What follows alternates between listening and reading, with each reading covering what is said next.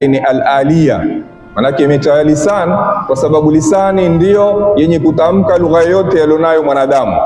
Wa alwanikum, na kutofautiana rangi zenu. Sote ni binadamu, lakini kila mmoja na rangi yake.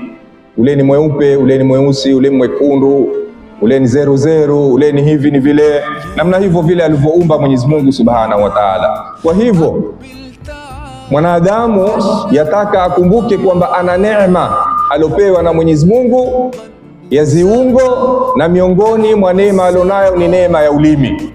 Ndio Mwenyezi Mungu katika surati al-Balad akatuambia namna gani, walisanan wa shafatain. Mwenyezi Mungu amemjalia mwanadamu ana ulimi, ana na midomo miwili. Zote zitu ziwili hizi zamsaidia mwanadamu kutamka. Angalia Mwenyezi Mungu Subhanahu wa Ta'ala alivyokuwa hodari kwa kumpa mwanadamu ala ya ulimi. Ulimi kama hunu ukaweza kupambanua kila kitu hata bila ya kukiona mara nyingine, hata ukafumba mato, lakini ukitia kitu ulimini utaweza kujua kitu kama hiki ni gani. Utaweza kujua sukari, tamu ya sukari kupitia ulimi. Utajua tamu ya asali kupitia ulimi. Sukari ni tamu, mai ya sukari kwa mfano utiwe kwa kijiko, utajua haya mai ya sukari.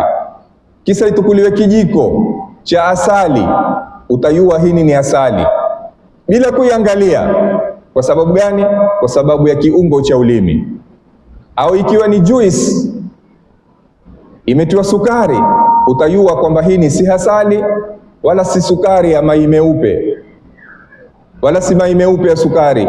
Hii ni juisi ya matunda, ikiwa ni machungwa, ni mananasi, ni passion, ni gani, lakini utajua kupitia nini? Kupitia ala ya ulimi.